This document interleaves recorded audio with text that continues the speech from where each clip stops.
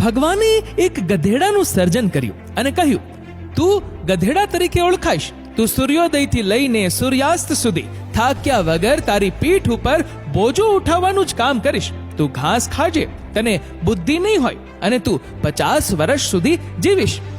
ગધેડો બોલ્યો, હું ગધેડો થયો એ બરાબર છે, પણ પ્રભુ 50 વર્ષનું આયુષ્ય ઘણું બધું કહેવાય. મને 20 વર્ષનું આયુષ્ય આપો ને. ઈશ્વરે એની અરજ મંજૂર કરી. ભગવાને કૂતરાનું સર્જન કર્યું અને કહ્યું, તું કૂતરો કહેવાઈશ. તું મનુષ્યોના ઘરની ચોકીદારી કરીશ. તું મનુષ્યનો પરમ મિત્ર કહેવાઈશ. તું એણે નાખેલા રોટલાના ટુકડા ખાઈશ અને તું 30 વર્ષ જીવીશ. કૂતરાએ કહ્યું, હે પ્રભુ, 30 વર્ષનું આયુષ્ય તો ઘણું કહેવાય. 15 વર્ષ રાખો ને.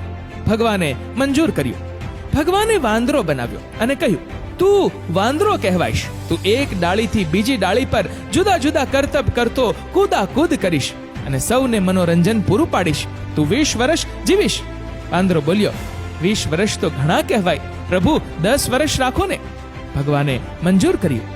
છેલ્લે ભગવાને મનુષ્ય બનાવ્યો અને એને કહ્યું, તું મનુષ્ય છે.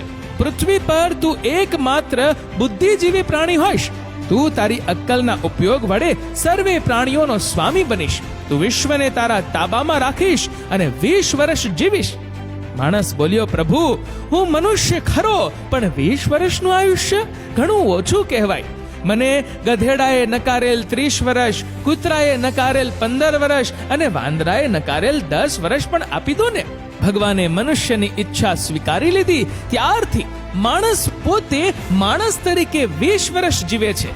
લગ્ન કરીને 30 વર્ષ ગધેડો બનીને જીવે છે. પોતાની પીઠ પર બધો બોજો ઉપાડી સતત કામ કરતો રહે છે. બાળકો મોટા થાય એટલે 15 વર્ષ કૂતરા તરીકે ઘરની કાળજી રાખી જે કંઈ મળે તે ખાઈ લે છે. અંતે જ્યારે વૃદ્ધ થાય ત્યારે નિવૃત્ત થઈને વાંદરા તરીકે 10 વર્ષ સુધી એક પુત્રના ઘરથી બીજા પુત્રના ઘરે જઈને જુદા જુદા ખેલ કરીને પૌત્રો અને ભાણિયાઓને મનોરંજન પૂરું પાડે છે. કડવું છે પણ સત્ય છે, સાચી વાસ્તવિકતા છે. મિત્રો, આ વિડીયો વિશે તમારું શું કહેવું છે? નીચે કમેન્ટ કરીને જરૂરથી જણાવજો.